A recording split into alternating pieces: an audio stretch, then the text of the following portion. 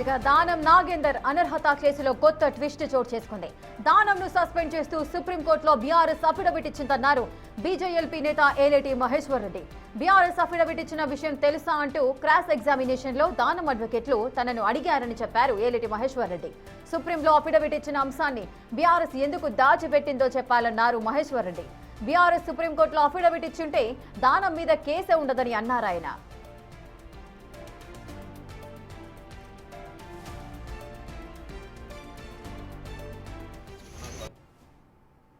Congress party ద్వారా BRS పార్టీకి రాజీనామా చేయకుండా కాంగ్రెస్ పార్టీ ద్వారా ఎంపీగా కాంటెస్ట్ చేసినటువంటి స్పష్టమైనటువంటి కేసుని దాదాపుగా 1.5 years నుంచి డ్రాగ్ చేస్తూ ఇప్పటికి కూడా దాని మీద స్పష్టత ఇవ్వకపోవడం, ఈరోజు మళ్ళీ ఎమ్మెల్యేస్ని విట్నెస్ పేరు మీద ఇన్వైట్ చేసి పొద్దున్న 11 గంటల నుంచి ఇప్పటి వరకు మరి అనేకమైనటువంటి ప్రశ్నలతోటి కన్ఫ్యూజ్ చేసేటువంటి ప్రయత్నం చేశారు తప్ప వాస్తవంగా మరి సుమోటోగా తీసుకొని వెంటనే డిస్క్వాలిఫై చేసే విధంగా అన్ని ఆధారాలు ఉన్నప్పటికీ ఎలాంటి ఆలోచనలు లేకుండా మరి ఈరోజు స్పీకర్ గారు, క్వాసీ జ్యుడిషియల్ పవర్ ఉన్నటువంటి స్పీకర్ గారు ఈరోజు ఒక నిర్ణయాన్ని ఏ రకంగా వాయిదా వేయాలా, ఏ రకంగా డ్రాగ్ చేయాలా, ఏ రకంగా దీనిని నీరుగార్చాలనే ఆలోచన మాత్రమే చేస్తున్నట్టుగా స్పష్టమవుతున్నది.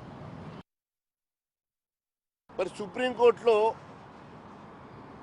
బీఆర్ఎస్ పార్టీ నిజంగానే సస్పెండ్ చేసినట్టు మరి అఫిడవిట్ ఇచ్చారా నాకు మాత్రం తెలియదు. అంటే ఒకవేళ నిజంగానే బీఆర్ఎస్ పార్టీ సుప్రీంకోర్టులో దానం నాగేంద్ర గారిని సస్పెండ్ చేసినట్టుగా వారు మెన్షన్ చేసి అఫిడవిట్ ఫైల్ చేసి ఉంటే డెఫినెట్గా ఈ కేసు ఉండదు. మరి అలాంటిది ఎందుకోసమని 1.5 years నుంచి ఈ కేసులో డ్రాగ్ చేస్తూ నాటకాలు ఆడుతూ మరి బీఆర్ఎస్ కాంగ్రెస్ పార్టీలు ఈ రకంగా ప్రజల్ని మోసం చేస్తూ ఉన్నారో దీని మీద స్పష్టత కావాలా. ఇక దానం నాగేందర్ అనర్హత కేసులో కొత్త ట్విస్ట్ అయితే చోటు చేసుకుంది. అటు దానంను సస్పెండ్ చేస్తూ సుప్రీంకోర్టులో బీఆర్ఎస్ అఫిడవిట్ ఇచ్చిందంటున్నారు బీజేఎల్పీ నేత ఏలేటి మహేశ్వర్ రెడ్డి. మరి ఏం జరుగుతోంది? నిజంగానే బీఆర్ఎస్ దానం నాగేందర్ కి సంబంధించిన సస్పెన్షన్ కి సంబంధించిన అఫిడవిట్ సుప్రీంకోర్టులో ఇచ్చారా లేదా? మరి ఏం జరిగింది? పూర్తి వివరాలు మా ప్రతినిధి హేమ అందిస్తారు. హేమ, నిజంగానే బీఆర్ఎస్ అఫిడవిట్ ఇచ్చిందా? అసలు ఏం జరిగింది? ఈ కేసుకి సంబంధించి పూర్తి వివరాలు ఏంటి? మొత్తానికి దానం నాగేందర్ కి సంబంధించినటువంటి పార్టీ ఫిరాయింపుల అంశంలో కొత్త ట్విస్ట్ నెలకొందనే చెప్పుకోవచ్చు. కాసేపటి క్రితం విచారణకు హాజరైనటువంటి ఏలేటి మహేశ్వర్ రెడ్డి కొత్త అంశాలను కూడా పేర్కొన్నారు. ఇక తెలిసిన విషయమే, 3 వారాల క్రితం అటు దానం నాగేందర్ ని విచారణకు రావాలని కోరినటువంటి సమయంలో ఎప్పుడైతే పిటిషన్ దారులైనటువంటి కౌశిక్ రెడ్డి అదేవిధంగా ఏలేటి మహేశ్వర్ రెడ్డిని కూడా విచారణకు రావాలి అంటూ కూడా స్పీకర్ కోరారు. ఆ సమయంలో ఏలేటి మహేశ్వర్ రెడ్డి రాలేదు, కేవలం పాడి కౌశిక్ రెడ్డి వచ్చి తన వాదనలు వినిపించారు. ఏలేటి మహేశ్వర్ రెడ్డి మాత్రం మున్సిపల్ ఎన్నికలు ఉన్నటువంటి నేపథ్యంలో తనను మళ్ళొకసారి పిలవాలి అని కోరారు. సో ఈ రోజు ఉదయం అటు పాడి Kaushik Reddy versus Danam Nagender అడ్వకేట్ల cross examination జరిగింది. అనంతరం కాసేపటి క్రితం అంటే సుదీర్ఘంగా 5 గంటల పాటు కౌశిక్ రెడ్డి విచారణ జరిగిన తర్వాత కాసేపటి క్రితం ఏలేటి మహేశ్వర్ రెడ్డి వర్సెస్ దానం నాగేందర్ కి సంబంధించినటువంటి అడ్వకేట్ల విచారణ జరిగింది. అయితే విచారణ కూడా కేవలం 40 నిమిషాలు మాత్రమే కొనసాగింది. అయితే విచారణ జరిగినటువంటి సమయంలో దానం నాగేందర్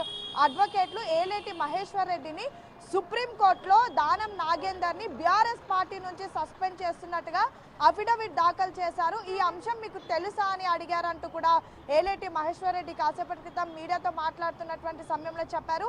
అయితే ఆ అంశం తనకు తెలియదని కూడా తను జవాబిచ్చినట్టుగా కూడా చెప్తున్నారు. అయితే నిజంగా ఇప్పుడు ఒకవేళ బీఆర్ఎస్ పార్టీ దానం నాగేందర్ ని సస్పెండ్ చేస్తున్నట్టుగా గనక అఫిడవిట్ దాఖలు చేస్తుంటే మొత్తం ఎంటైర్ దానం నాగేందర్ ఎపిసోడ్లో ఇది ఒక కీలక ట్విస్ట్ అనే చెప్పుకోవచ్చు. ఎందుకంటే మొదటి నుంచి కూడా ఈ పార్టీ ఫిరాయింపుల ఆరోపణలు జరుగుతున్నదే బీఆర్ఎస్ పార్టీ గుర్తు మీద. ఈ 10 మంది ఎమ్మెల్యేలుగా పోటీ చేసి గెలిచారు. బీఆర్ఎస్ బీఫామ్ నుంచి గెలిచారు. రాష్ట్రంలో కాంగ్రెస్ పార్టీ నాయకత్వం ఏర్పడిన తర్వాత కాంగ్రెస్ పార్టీలో చేరారనే మొదటి నుంచి ఆరోపణలు వస్తున్నాయి. ఒకవేళ ఇప్పుడు దానం నాగేందర్కి సంబంధించినటువంటి అంశంలో నిజంగా బీఆర్ఎస్ నేతలు సుప్రీంకోర్టులో దానం నాగేందర్ని సస్పెండ్ చేసినట్టుగా కనుక అంటే బీఆర్ఎస్ పార్టీలో నుంచి సస్పెండ్ చేసినట్టుగా కనుక అఫిడవిట్ దాఖలు చేస్తుంటే ఇక దానం నాగేందర్ ఇష్టం. అంటే పార్టీ నుంచి సస్పెండ్ చేసినా లేదంటే పార్టీకి రాజీనామా చేసినా దాని తర్వాత వాళ్ళ ఇష్టం వచ్చినట్టుగా వాళ్ళు వ్యవహరించవచ్చు. వాళ్ళు ఏ పార్టీకైనా మద్దతు తెలపవచ్చు, లేదంటే సొంతంగా వాళ్ళు ఎలాంటి నిర్ణయాలను తీసుకోవచ్చు. ఫర్ ఎగ్జాంపుల్ ఇప్పుడు తీన్మార్ ఎమ్మెల్సీ మల్లన్న చింతపండు నవీన్ అలియాస్ తీన్మార్ మల్లన్నది కూడా చూస్తున్నాం. కాంగ్రెస్ పార్టీ నుంచి సస్పెండ్ చేసిన తర్వాత తనకి నచ్చినటువంటి పార్టీలకు మద్దతు తెలుపుతూ ఉన్నారు. నచ్చినటువంటి ప్రోగ్రామ్స్ లో కూడా పార్టిసిపేట్ చేస్తున్నారు. కానీ స్టిల్ ఇంకొక విషయం ఏంటంటే ఒకవేళ ఇప్పుడు నిజంగా దానం హేమ ఒకవేళ నిజంగానే బీఆర్ఎస్ పార్టీ నుంచి సస్పెండ్ చేస్తూ కూడా అఫిడవిట్ ను సుప్రీంకోర్టులో వీళ్ళు దాఖలు చేసి ఉన్నట్లయితే అసలు ఈ పార్టీ ఫిరాయింపులకు సంబంధించిన అంశమే ఉండదు, ఈ విచారణ ఉండదు కదా. మరి స్పీకర్ పరిగణలోనికి ఈ విషయం వెళ్ళిందా అసలు? అయితే ఇక్కడ ఏలేటి మహేశ్వర్ రెడ్డి ఈరోజు విచారణకు హాజరైంది కేవలం దానం నాగేందర్ పైన, అతను దాఖలు చేసినటువంటి పిటిషన్ పైన. సో ఈ అంశం ఇప్పుడు ఏలేటి మహేశ్వర్ రెడ్డి చేసినటువంటి కామెంట్స్ కేవలం దానం నాగేందర్ కు మాత్రమే వర్తిస్తే మిగతా 9 మంది ఎమ్మెల్యేలకు వర్తించారు. ఆల్రెడీ అందులో 8 మంది ఎమ్మెల్యేలకు కూడా స్పీకర్ క్లీన్ చిట్ ఇచ్చినటువంటి పరిస్థితి. మరొక ఎమ్మెల్యేకి సంబంధించి రేపు క్రాస్ ఎగ్జామినేషన్ ఉంది. అయితే దానం నాగేందర్ కూడా మొదటి నుంచి చాలా టెక్నికల్ గా ముందుకు వెళ్తూ ఉన్నారు.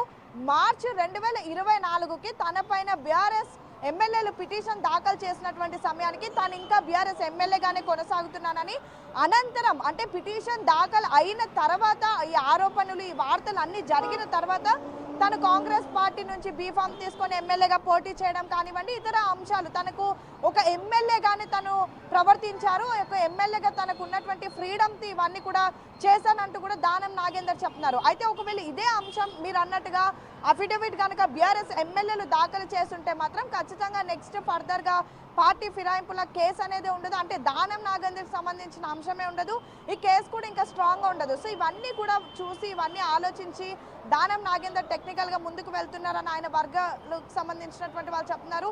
సో చూడాలి, ఒకవేళ నిజంగా పిటిషన్ దాఖలు చేస్తుంటే మాత్రం దానం నాగేందర్ కి చాలా బిగ్ రిలీఫ్ ఉంటుంది. ఒకవేళ చేయకపోతే మాత్రం నెక్స్ట్ స్పీకర్ ఎలాంటి నిర్ణయం తీసుకోబోతున్నారు, అసలు ఈ అఫిడవిట్ మీద కాంగ్రెస్ అటు బీఆర్ఎస్ నేతలు ఏం చెప్తారు అనేది మాత్రం వేచి చూడాలి. Right, thank you Hema, thanks for the live details.